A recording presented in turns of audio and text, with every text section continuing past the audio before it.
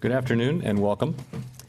My colleagues and I have one overarching goal: to sustain the economic expansion with a strong job market and stable prices for the benefit of the American people. At the FOMC meeting that concluded today, we maintained our policy interest rate, but made some significant changes to our statement. Since the beginning of the year, we have judged that our current policy stance was broadly appropriate and that we should be patient in assessing the need for any changes.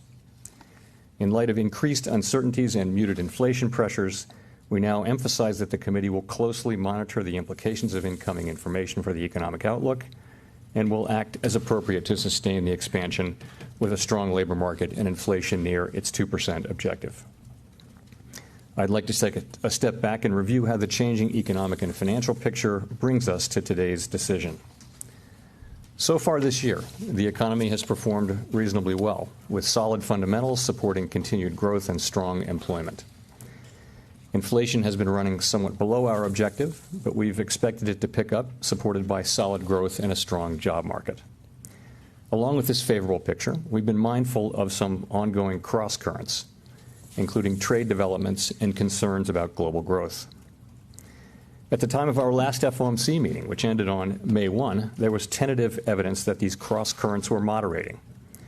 The latest data from China and Europe were encouraging, and there were reports of progress in trade negotiations with China. Our continued patient stance seemed appropriate, and the committee saw no strong case for adjusting our policy rate. In the weeks since our last meeting, the cross-currents have reemerged. Growth indicators from around the world have disappointed on net, raising concerns about the strength of the global economy.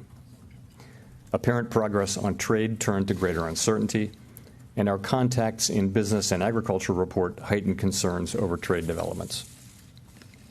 These concerns may have contributed to the drop in business confidence in some recent surveys and may be starting to show through to incoming data. Risk sentiment in financial markets has deteriorated as well. Against this backdrop, inflation remains muted.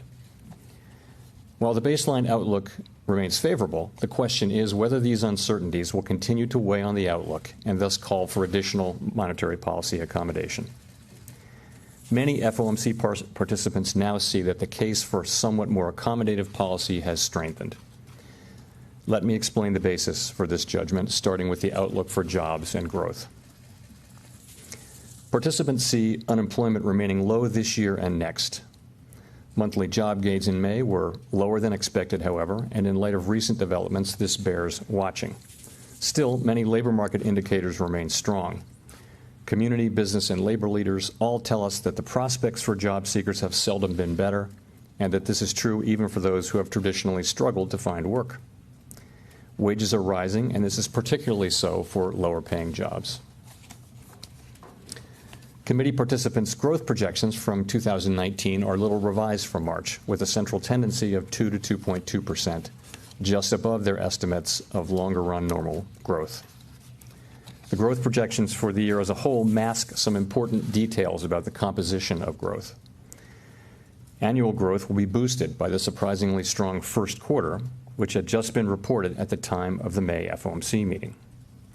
As I noted then, the unexpected strength was largely in net exports and inventories, components that are not generally reliable indicators of ongoing momentum. The more reliable drivers of growth in the economy are spending on consumption and business investment.